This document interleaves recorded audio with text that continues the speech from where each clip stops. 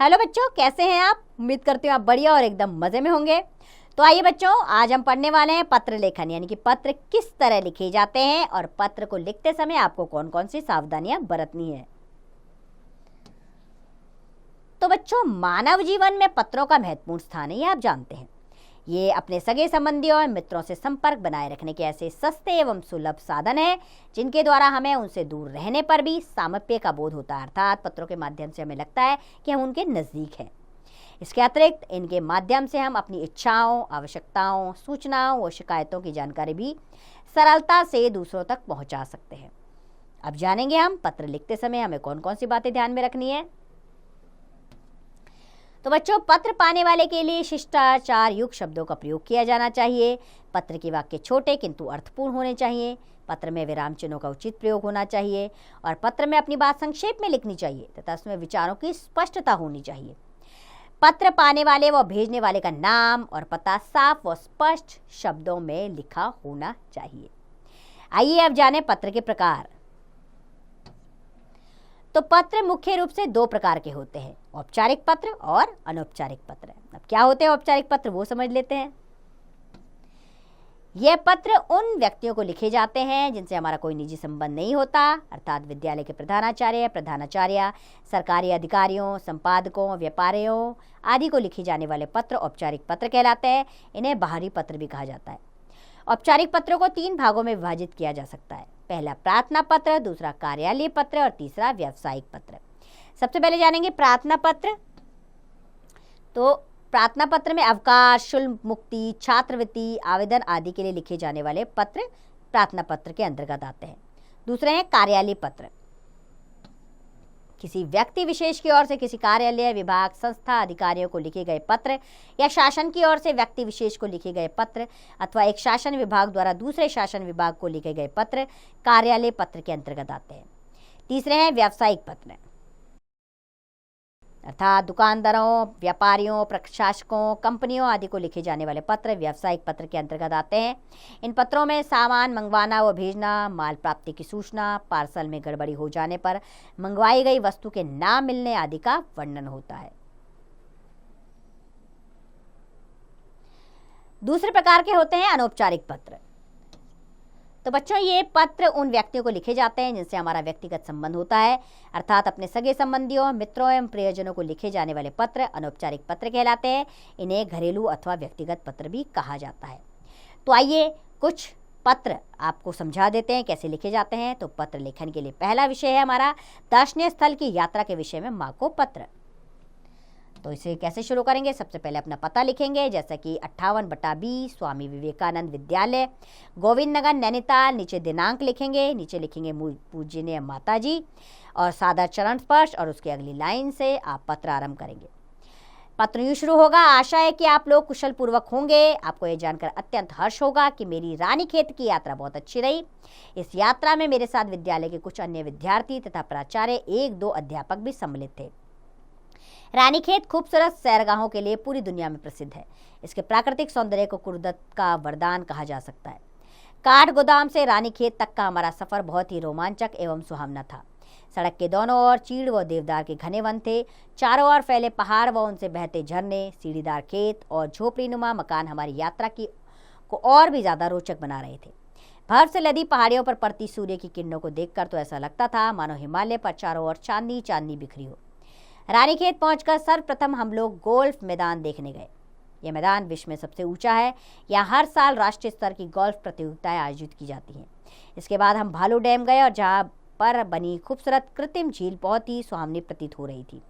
अगले दिन हम लोग ताड़ी खेत गए, जो रानीखेत से लगभग 8 किलोमीटर की दूरी पर है। यहाँ पर गांधी आश्रम है। यहाँ का गोलू देवता मंदिर भी पर्यटकों को आकर्षण का मुख्य केंद्र है। हमारी यह यात्रा बहुत ही मनोरंजक, रोचक और ज्ञानवर्धक थी। विद्यालय प्रशासन की ओर से रहने तथा खाने पीने का बहुत अच्छा प्रबंध किया गया था। इस यात्रा की अन्य खास बातें मैं आपको मिलने पर बताऊंगा। बाकी सब कुशल है। पिताजी को प्रणाम व छोटी बहन सौम्या को मेरा बहुत बहुत स्नेह। आपका आज्ञाकारी पुत्र। और नीचे अपना नाम लिखना ना भूलें। अगला विषय हमारा पत्र लेखन के लिए विद्यालय में कंप्यूटर का प्रबंध करवाने के लिए प्रधानाचार्य को पत्र। इसे शुरू करेंगे। सेवा में श्रीमान प्रधानाचार्य दी, केंद्रीय विद्यालय बेंगलुरु। एक के नीचे एक लिखेंगे सब, उसके बाद विषय जरूर लिखेंगे इसमें, कंप्यूटर का प्रबंध करवाने हेतु नीचे महोदय और उसकी अगली लाइन से पत्र आरंभ होगा।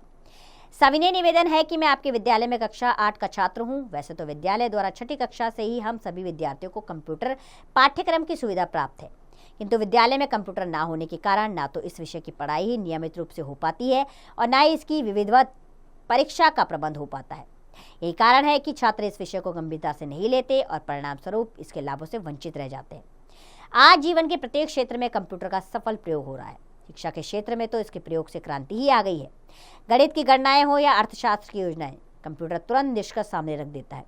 इसकी सहायता से घंटों में किया जाने वाला काम पल भर में करना संभव है। आशा करता हूं कि विज्ञान की इस महान देन की उपयोगिता का पूर्ण लाभ अपने विद्यालय के छात्रों को प्रदान कराने हेतु आप विद्यालय में अधिकाधिक संख्या में कंप्यूटरों का प्रबंध कराने की कृपा करेंगे। नीचे धन्यवाद, उसकी अगली लाइन में आपका आगे कार्य क्षेत्र और नीचे नाम, कक्षा और दिनांक लिखना ना भूलें। अगला विषय है विद्यालय की क्रिकेट टीम में चयनित किए जाने के लिए क्रीड़ा अध्यापक को पत्र। शुरू करेंगे सेवा में श्रीमान क्रीड़ा अध्यापक जी, Saint Mary senior secondary school, Lalbagh, Lucknow. विषय लिखेंगे इसके अगली लाइन में विद्यालय की क्रिकेट टीम में चयन हेतु नीचे महोदय और अगली लाइन में पत्र आरंभ होगा। मुझे जानकर अत्यंत खुशी हो रही है कि आगामी वर्ष हमारे विद्यालय की क्रिकेट टीम राष्ट्रीय स्तर की क्रिकेट प्रतियोगिता में भाग लेगी। मुझे पूरा विश्वास है कि हमारा विद्यालय इस प्रतियोगिता में सर्वश्रेष्ठ प्रदर्शन करेगा। इस प्रतियोगिता में भाग लेने वाले क्रिकेट खिलाड़ियों की टीम अभी से बनाई जा रही है, जिसकी सूचना विद्यालय के सूचना पट पर दे दी गई है। मैं चाहता हूं कि इस टीम में मेरे नाम पर भी विचार किया जाए। मैं पहले भी अपने विद्यालय की क्रिकेट टीम का एक अभिन्न अंग रह चुका हूं तथा एक तेज गेंदबाज के रूप में आपने कई बार मेरी सराहना भी की है। तभी से मैं अपनी गेंदबाजी में और अधिक निखार लाने के लिए निरंतर अभ्यास कर रहा हूँ। अतः मेरा आपसे विनम्र अनुरोध है कि मेरे पिछले प्रदर्शन के आधार पर मुझे इस नई क्रिकेट टीम में स्थान दिया जाए, ताकि मैं राष्ट्रीय स्तर पर होने वाली क्रिकेट प्रतियोगिता में सर्वश्रेष्ठ प्रदर्शन करके अपने विद्यालय को जिता सकूं। यदि आप इस संबंध में ध्यान देने का कष्ट करेंगे तो आपकी इस कृपा करें। मैं सदैव आपका आभारी रहूंगा। धन्यवाद। आपका आज्ञाकारी शिष्य, नाम, कक्षा और दिनांक जरूर लिखिएगा। अगला विषय है छोटी बहन द्वारा राखी भेजे जाने पर भाई को पत्र। 28/8 यानी कि पता लिखेंगे लोक विहार, अलीगंज, नई दिल्ली। दिनांक लिखेंगे आदरणीय भैया सप्रेम नमस्ते। अगली लाइन से पत्र आरंभ होगा। भैया, जैसा कि आपको पता है कि एक सप्ताह बाद भाई बहन के स्नेह का प्रतीक पर्व रक्षाबंधन आ रहा है, किंतु इसके साथ साथ मेरी परीक्षाएं भी निकट है और अभी तक हमारा निर्धारित कोर्स भी पूरा नहीं हो पाया है, जिसके कारण विद्यालय में भी अतिरिक्त कक्षाएं चल रही हैं। अतः इस बार घर आने के लिए मुझे विद्यालय से छुट्टियां नहीं मिल पाएंगी और मैं अच्छी तरह जानती हूं कि आप भी ऑफिस के काम में बहुत व्यस्त होंगे, इससे शायद आप भी मेरे इस राखी बंधवाने नहीं आ सकेंगे। अतः आपके लिए राखी भेज रही हूँ। मुझे आपकी बहुत याद आएगी और मुझे पता है कि आप भी अपनी छोटी शरारती बहन को बहुत याद करेंगे। परीक्षा समाप्त होते ही मैं घर आऊँगी। रक्षाबंधन के इस पावन पर्व पर मेरी ईश्वर से ये कामना है कि आप दीर्घायु हो। मम्मी और पापा को मेरा प्रणाम, आपकी प्यारी बहन। और नीचे अपना नाम जरूर लिखिएगा। अगला विषय है पत्र लेखन के लिए अनियमित डाक सेवा के संबंध में डाकपाल अधिकारी को पत्र। सबसे पहले पता लिखेंगे इसमें 388/A आदर्श एन्क्लेव, सरोजनी नगर, दिल्ली। दिनांक सेवा में डाकपाल महोदय, मुख्य डाकघर, दिल्ली। विषय अनियमित डाक सेवा हेतु मान्यवर। मैं सरोजनी नगर, दिल्ली का रहने वाला हूं। इस पत्र के माध्यम से मैं आपका ध्यान अपने ही क्षेत्र की डाक व्यवस्था में हो रही गड़बड़ी की ओर दिलाना चाहता हूं। मैंने अभी कुछ समय पूर्व ही चांदनी चौक से सरोजनी नगर स्थानांतरण किया है, जिसकी सूचना मैं पहले ही लिखित रूप में आपके डाकघर को दे चुका हूं, किंतु अभी तक मेरी एक भी डाक नियमित रूप से नहीं मिल पाई है। इसका मुख्य कारण हमारे क्षेत्र के डाकिये द्वारा डाक वितरण में उपेक्षा तथा असावधानी का बरता जाना है। डाकिये की लापरवाही एवं कर्तव्यहीनता के कारण मेरी कॉलोनी के काफ़ी लोग परेशान हैं। वह पत्र, पार्सल आदि यथा समय नहीं पहुंचाता है तथा मनी ऑर्डर भी, रकम भी काफ़ी समय तक अपने पास ही रखता है। इतना ही नहीं, यदा कदा तो वह इस धन को अपने उपयोग में भी ले लेता है, जिसके कारण लोगों को कई प्रकार की क्षति होती है। उपरोक्त सभी बातें हमारी परेशानी का कारण बनी हुई है। अतः आपसे अनुरोध है कि आप हमारी इस समस्या के निराकरण हेतु तत्काल कदम उठाएं तथा डाकिये को उसके कर्तव्य पालन हेतु सख्त हिदायत दें, ताकि आम नागरिकों को कष्ट ना उठाना पड़े। नीचे धन्यवाद, भवदीय और अपना नाम जरूर लिखेंगे। तो बच्चों, आपके अभ्यास के लिए हम एक बार इस अध्याय को दोहरा लेते हैं। अर्थात पत्रों के माध्यम से हम अपनी इच्छाओं, आवश्यकताओं, सूचनाओं एवं शिकायतों को जानकारी सरलता से दूसरों तक पहुंचा सकते हैं। पत्र लिखते समय छोटे किंतु अर्थपूर्ण वाक्यों का प्रयोग होना चाहिए। पत्र मुख्य रूप से 2 प्रकार के होते हैं, औपचारिक एवं अनौपचारिक पत्र। अपने सगे संबंधियों, मित्रों एवं परिजनों को लिखे जाने वाले पत्र अनौपचारिक पत्र कहलाते हैं। और औपचारिक पत्रों को 3 भागों में विभाजित किया जा सकता है: प्रार्थना पत्र, कार्यालय पत्र एवं व्यावसायिक पत्र। दुकानदारों, व्यापारियों, प्रकाशकों, कंपनियों आदि को लिखे जाने वाले पत्र व्यावसायिक पत्र कहलाते हैं।